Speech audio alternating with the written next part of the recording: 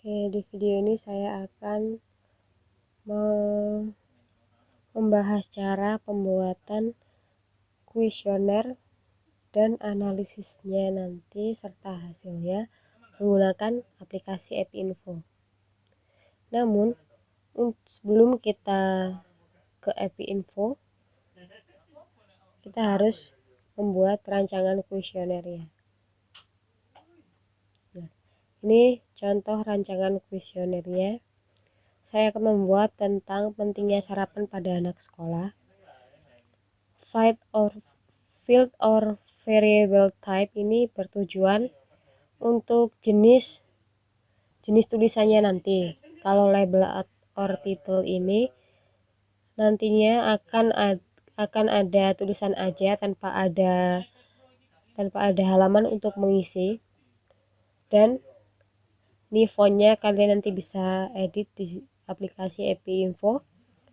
Dan untuk field name-nya diberi nama label 1 atau terserah. Yang pasti nanti untuk field name selanjutnya tidak boleh sama, karena nggak akan bisa terisi atau nggak bisa dipencet oke nantinya. Nah, untuk nomor responden, field or variable-nya number. For definition-nya saya pilih pagar 2 karena saya akan membuat kuesioner sampai puluhan, 60, sekitar 60 ya. Untuk file name-nya saya beli nomor no res. Untuk nama respondennya saya pilih field or variable text dan file definition 30. Ini untuk membatasi huruf yang akan diisi nanti waktu pengisian data. Jadi nama huruf dalam namanya nanti maksimal ada 30. Kalau terlalu panjang bisa disingkat di yang nama akhirnya. Dan field name-nya saya beri nama. Begitu pula selanjutnya. Pokoknya kalau selain label atau title, semua ada halaman untuk mengisi. Kalau number berarti isinya nanti angka, dan untuk teks nanti isinya bisa huruf. Nah, untuk tanggal lahir ini kita pilih field of variable-nya itu date, dan file definition-nya DDMMYY. Ini artinya tanggal dulu, bulan, baru tahun kelahiran. Dan untuk field name-nya dipilih DB atau date birth. Ini saya pakai bahasa Inggris ya, maaf. Nah, untuk umurnya field of variable-nya pakai number, jadi nanti isinya adalah angka. Dan pagarnya 2 karena umur yang saya tuju ini sekitar anak SD, jadi bisa angka satuan atau puluhan. Dan ini saya pilih read only agar cuman bisa di read aja nantinya setelah pengisian. Field name-nya saya kasih age atau usia. Asal sekolahnya teks. Field definition-nya 30, jadi hurufnya nanti cuma sampai 30. Field name-nya asal sekolah. Nah, untuk masuk ke soal kuesionernya, ini ada kelompok kontrol dan kelompok kasus. Lalu ada pengetahuan, ada pengetahuan, ada sikap, dan ada tindakan. Nah, untuk selanjutnya setelah tindakan, oh iya, jangan lupa ya, ada penilaian tindakan, nilai tindakan dan kategori tindakan. Kalau penilaian tindakan ini cuman comment button, artinya dia itu cuman button yang nggak bisa diklik nantinya waktu enter data untuk menentukan nilainya nanti. Nah, nilai tindakan ini isinya number, diisi 2 pagar karena saya memilih penilaian sampai 2 angka. Dan untuk kategori tindakan nanti ada kategori tindakan baik dan buruk. Begitu pula untuk sikap dan pengetahuan sebelumnya ya. Nah, ini kita masuk ke rumus. Untuk memberi rumus pada suatu field name, kita ke make view, pilih file, new, lalu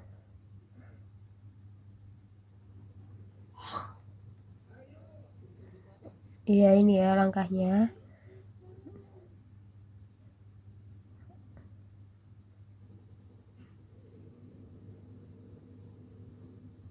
Oh bukan, ini cara pembuatannya awal tadi, cara pembuatan awal rancangan kuesionernya, soal kuesionernya, lalu diurutkan dengan cara pengisian klik kanan, isi semua sesuai dengan rancangan kuesioner yang udah tadi kita baca. Nah, untuk memasukkan rumus, ini ada date birth, dan ada word, ada PP atau penilaian pengetahuan, ada NP atau nilai pengetahuan. PP ini terdiri dari kumpulan soal-soal pengetahuan, jadi P1, P2 sampai jumlah P yang akan kalian buat. Kalau nanti saya akan buat sampai P5, salah, P5. Untuk rumusnya kan ada 5 pertanyaan, dengan jawaban benar itu 1 dan jawaban yang salah itu 0, sehingga nilai maksimalnya 5 dan minimalnya 0. Maka dikategorikan kurang jika nilai 0 sampai 2. Ini salah ya, maaf, tipu. Dan baik jika 3 sampai 5. Jadi pengisian rumusnya nanti ini diketik sesuai ini nantinya, if NP kurang dari 3, then assign KP sama dengan kurang, lalu di N. Setiap selesai memasukkan rumus harus diketik N. Ini untuk NP dan ini untuk PS. PS sama kayak PP ya, terdiri dari kumpulan soalnya.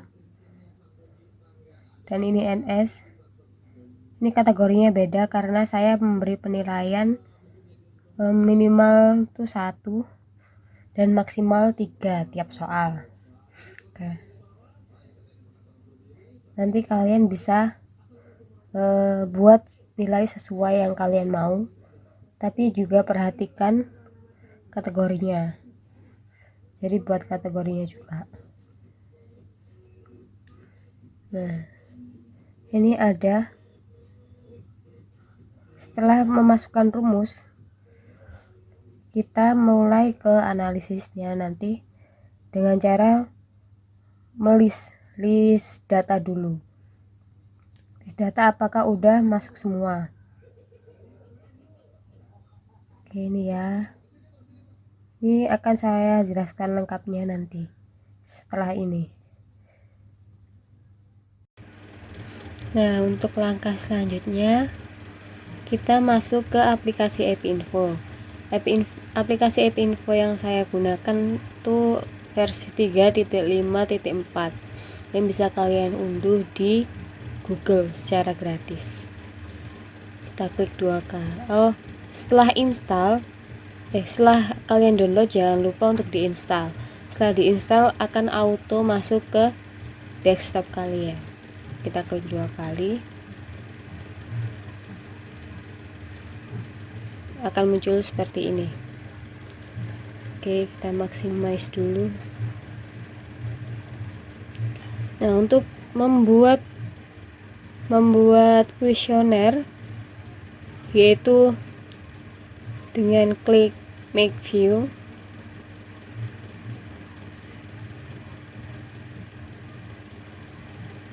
nah, akan muncul seperti ini. Berhubung kita ini membuat baru, jadi pilih file, new. Nah, kalian pilih lokasi di mana kalian mau menyimpan file tersebut. Kalau saya mau di lokasi ini, lalu beri nama file itu.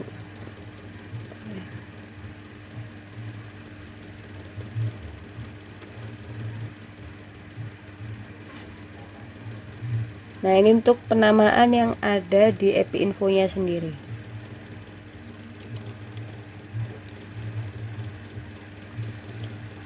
Akan muncul seperti ini setelah diisi semua.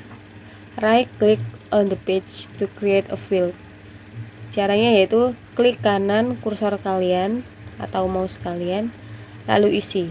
Berhubung kita mau bikin judul dulu, jadi ini diisinya judul kuesionernya.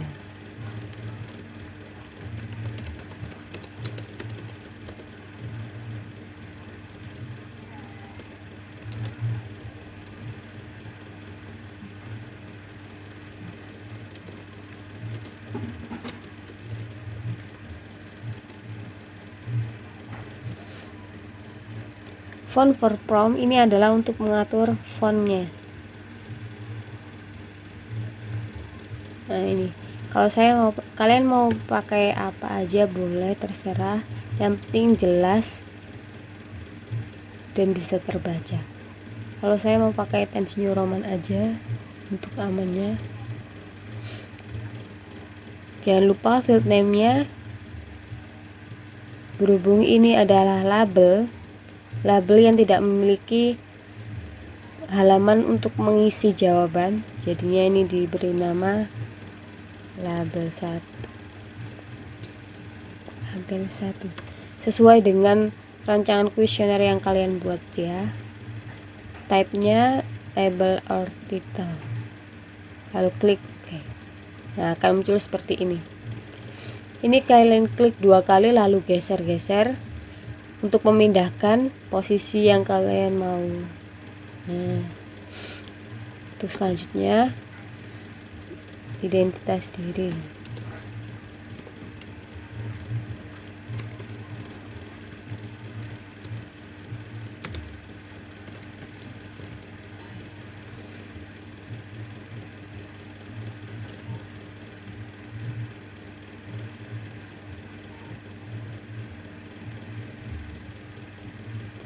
Identitas diri ini juga termasuk dalam label karena tidak ada halaman untuk mengisi. Jadi, bentar, ininya identitas. Field name-nya jangan lupa untuk diisi karena untuk memudahkan kalian saat memasukkan rumus nanti. Ini diisi label or title. Oke. Ini bisa digeser-geser. Diisi identitas diri, ada nomor responden.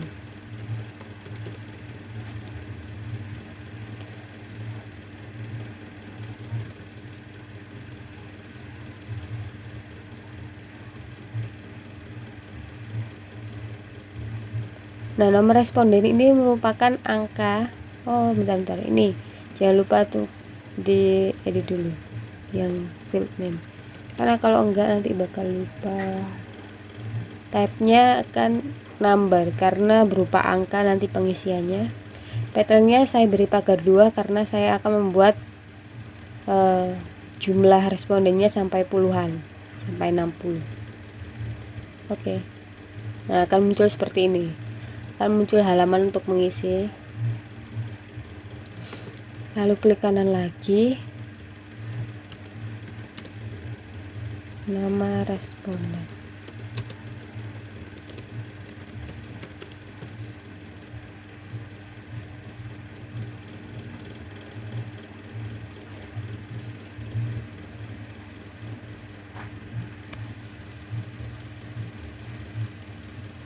Oh wait, nama responden ya nggak bisa diedit. Pokoknya jangan lupa kalian edit field name-nya, karena kalau mau ngedit setelah udah di oke itu nggak bisa tuh.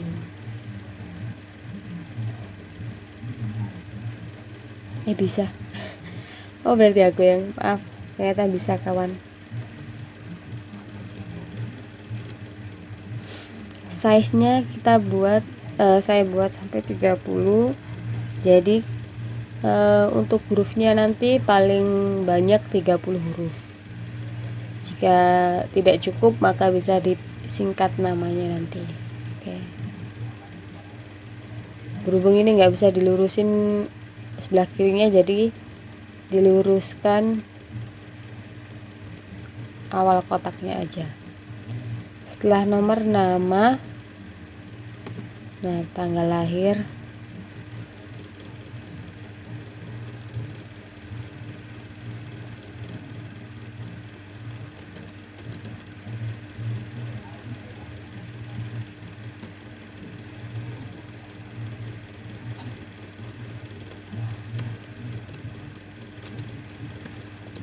isi sesuai yang ada di rencana kuesionernya pokoknya intinya.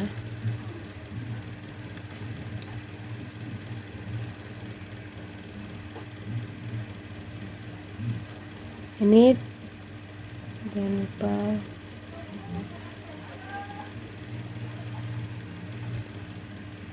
saya beri nama DB karena date birth. Nah ini ya date, jangan lupa dipilih date type-nya. Untuk patternnya kita pilih, kan ini MMDD ya, artinya bulan, tanggal, terus tahun. Kalau di Indonesia umumnya kan pakai tanggal dulu, bulan, lalu tahun. Jadi diubah seperti itu. Oke. Oh, lupa. Tidak ada C-nya. Sebentar.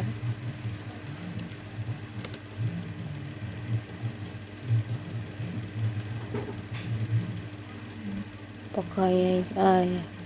Saya akan beri contoh yang beda-beda aja ya. Karena pelaksanaannya kan sama seperti di rancangan kuesioner. Ini untuk jenis kelamin.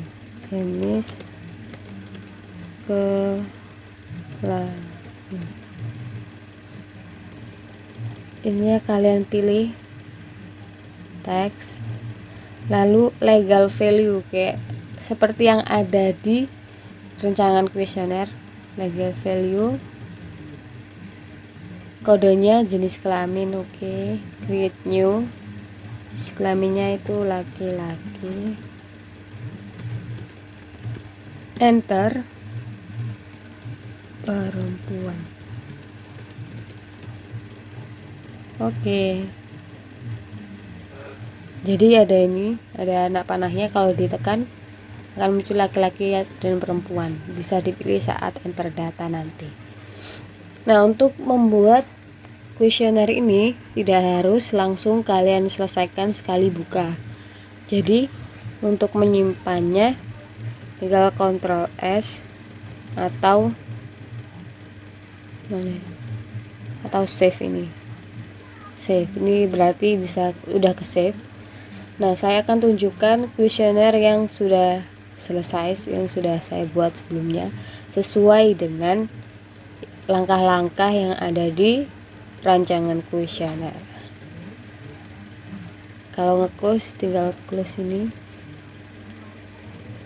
Has been not create, yes.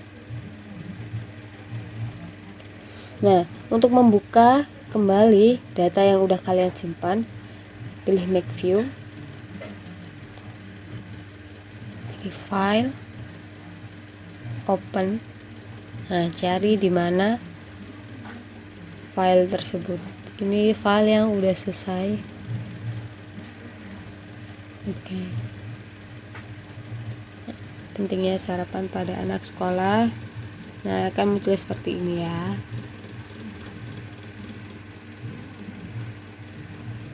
Ini ada pengetahuan, ada sikap. Ini ada button penilaian pengetahuan. Nah, caranya itu seperti ini. Diisi penilaian pengetahuan. Lalu field name variabelnya dipilih comment button. Comment button ini berarti tidak bisa diisi, cuman bisa diklik untuk menentukan nilainya nanti. Nah, nilai pengetahuan nanti isinya akan sesuai rumus yang kalian masukkan nantinya. Nah, untuk rumusnya sendiri caranya adalah untuk pengisian rumus kalian klik view, cek kode. Nah, ini kalian pilih rumus pilihan mana yang mau kalian masukkan rumusnya ya. Kok gini sih?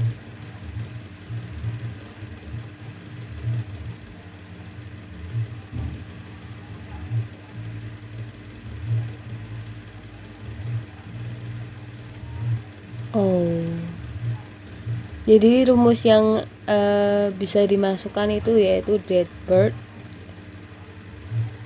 Rumusnya seperti ini: assign umur sama dengan years, kurung DateBird system date, artinya umurnya akan terisi sesuai tanggal lahir yang diisi sebelumnya. Jadi setelah mengisi tanggal lahir akan auto terhitung umurnya setelah dipencet enter nanti saat enter data. Nah, untuk PP ini untuk menghitung nilai dari soal pengetahuan 1 sampai 5. Rumusnya seperti ini, sudah tertera juga di rancangan kuesioner. Jangan lupa untuk menghitung nilai yang akan kalian buat untuk kuesionernya. Untuk NP-nya ini berupa kategori, ada baik dan kurang baik. Begitu juga dengan sikap PS, NS. PS-nya ini, NS-nya ini. NT juga seperti itu. Nah, cara mengisinya cuman diklik bagian sini, lalu jangan lupa untuk diklik save. Nanti akan tersimpan dan akan muncul rumus tersebut saat kalian memasukkan data.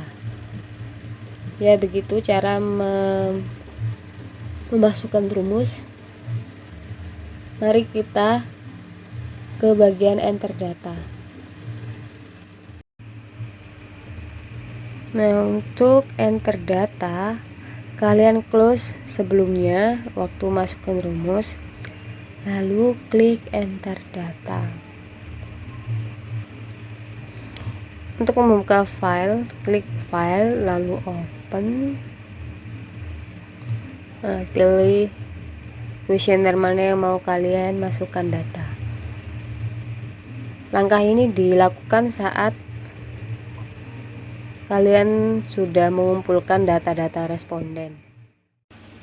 Ya, ini saya beri contoh cara memasukkan data. Data kuesioner pentingnya sarapan pada anak sekolah. Sebenarnya ini saya belum ada kuesionernya, cuman ini kita mengarang saja. Tapi seharusnya sih kalau kalian bikin kuesioner itu kalian harus punya data kuesioner yang udah kalian sebarkan sebelumnya ke responden kalian. Nomor respondennya, berhubung saya udah bikin 60 data sebelumnya, jadi ini udah data yang ke-61, jadi nomor respondennya 61. Nomor responden ini mengikuti sesuai jumlah data yang kalian masukkan. Enter. Namanya Alan. Coba ya, ini contoh ya. Jenis kelamin laki-laki. Ini jenis kelaminnya bisa dipilih laki-laki atau perempuan. Tanggal lahirnya ini berhubung pentingnya sarapan pada anak sekolah, jadi sasaran saya antara kelas 3 sama kelas 4. Jadi tanggal lahirnya antara 2009 sama 2010.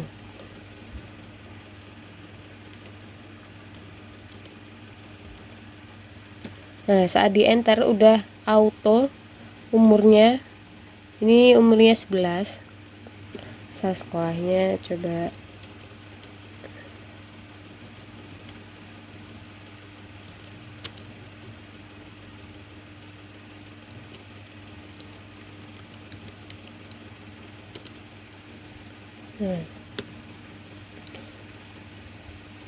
ini tinggal klik bawah dan pilih yang mana.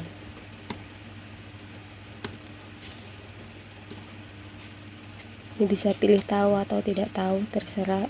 Bukan terserah sih, sesuai kuesioner yang kalian dapat.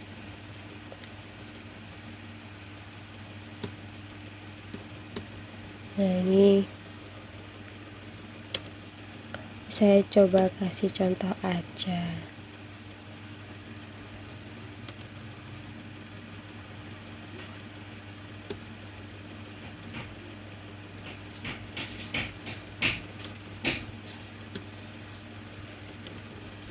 Nah, saat di enter lagi, ini kan penilaian pengetahuan, di enter lagi, ini udah langsung muncul nilainya. Ini saya buat sesuai rumusnya, itu kalau lebih dari 2 termasuk baik. Jadi nilai 1 sampai 2 kurang baik, 3 sampai 5 baik. Karena satu soal satu nilainya 1. Enter lagi. Kelewat satunya. Bisa diklik kalau memang kelewat.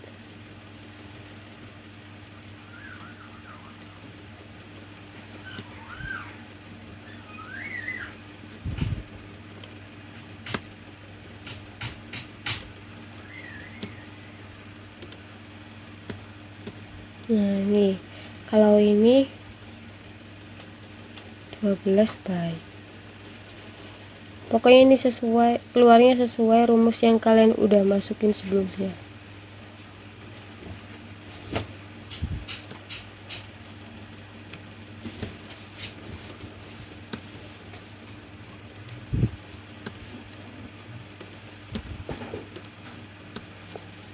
Tinggal enter dan muncul. Ya, begitu cara memasukkan nilai. Jangan lupa dipencet save data. Setelah save data, maka data akan tersimpan. Sekarang kita coba cek apakah data sudah masuk. Caranya close, pilih analyze data,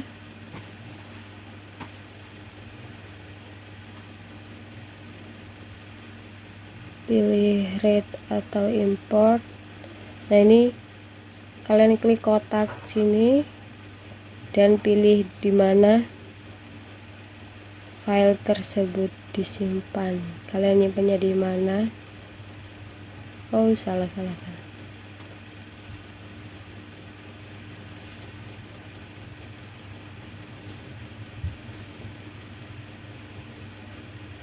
Open. Jangan lupa diklik view-nya. Oke. Nah, udah nambah 1 ya, karena sebelumnya saya udah masukin 60 data lalu ditambah 1 jadi nambah 1. Itu cara read data. Nah, untuk cara delete data, tinggal klik delete record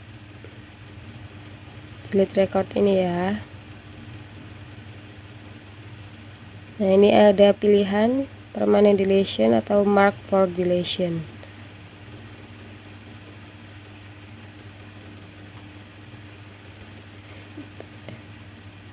Kalau permanen berarti dihapus, benar-benar dihapus permanen. Kalau mark mungkin bisa diedit lagi.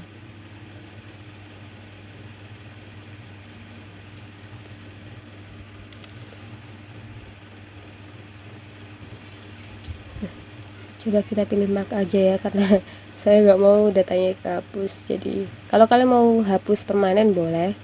Nah, ini kalau mau for all berarti dipencet bintang for all.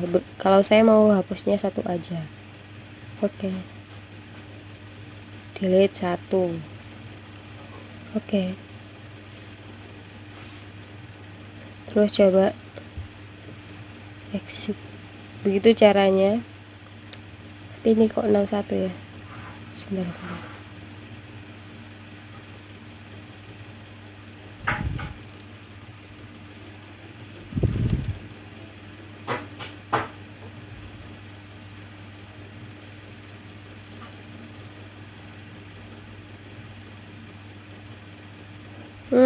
Ayo. Kalau sudah di delete, jangan lupa untuk coba exit dulu, lalu kalian buka lagi, dilihat lagi, read import, apakah datanya masih 60 atau tidak.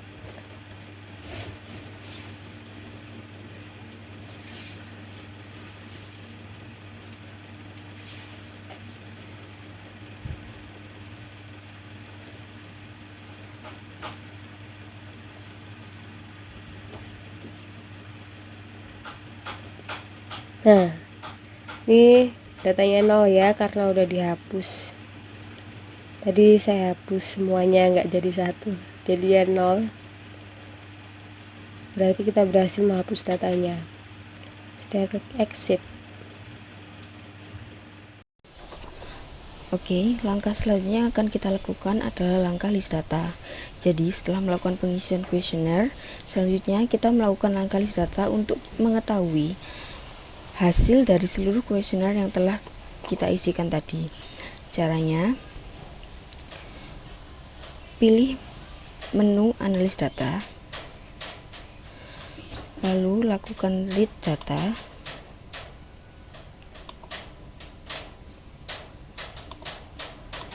Dan seperti tadi sudah dijelaskan, lalu klik OK, OK lagi.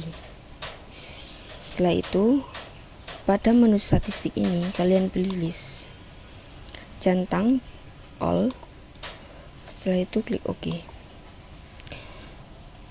Akan keluar dan terlihat berapa kuesioner yang telah kalian isikan tadi beserta jawaban-jawabannya. Langkah selanjutnya adalah langkah frekuensi. Langkah ini berfungsi untuk mengetahui frekuensi jawaban dari suatu variabel di kuesioner kalian. Caranya adalah pada menu statistik kalian pilih frekuensi.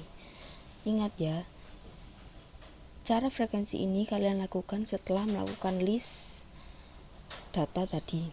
Caranya, frekuensi diklik, lalu di tabel frequency of ini kalian pilih variabel mana yang ingin kalian ketahui frekuensinya. Di sini saya akan coba 3 variabel, yaitu KP, lalu KSP, dan KTT. Setelah itu klik OK. Akan keluar seperti ini. Jadi kita bisa mengetahui berapa frekuensinya seperti ini. Selain menu frekuensi, menu yang dapat kita coba selanjutnya adalah menu tables. Menu tables ini berfungsi untuk mengetahui hubungan antara dua variabel dari suatu kuesioner. Caranya, pada menu statistik kalian pilih tables. Pada menu exposure variabel ini, kalian pilih variabel pertama yang ingin kalian ketahui hubungannya. Di sini saya pilih KSP atau kategori sikap. Lalu yang kedua, di outcome variable kalian pilih variabel kedua yang ingin kalian ketahui hubungannya. Di sini saya pilih kategori tindakan. Jadi di sini saya ingin mengetahui hubungan dari kategori sikap dan kategori tindakan. Setelah itu kalian klik OK. Akan muncul tampilan seperti ini. Ini dari mana kita bisa mengetahui hubungannya ada atau tidak dari single table analisis ini. Kalau misalkan semua angkanya telah keluar, maka pengisian data kalian benar. Tapi kalau misalkan ada yang hanya 0 atau tidak muncul angka, maka pengisian data kalian ada yang salah atau bisa dikatakan tidak imbang. Langkah yang terakhir adalah langkah pengeluaran output. Jadi setelah melakukan semua langkah tersebut, tentu kita membutuhkan output atau hasil yang nanti akan kita gunakan untuk menganalisis atau mencetak hasil dari Epinfo ini. Caranya ada cukup simpel, yaitu menggunakan cara copy dan paste. Sama dengan cara copy paste yang lainnya, pertama kita blok seluruh hasilnya. Setelah itu kalian bisa menggunakan Ctrl C atau klik kanan copy. Setelah itu keluarkan Word kalian, buka Word kalian,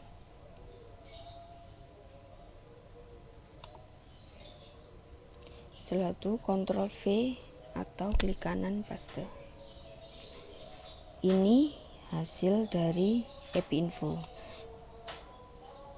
Jadi kita bisa langsung menganalisisnya atau mungkin ingin ditata terlebih dahulu.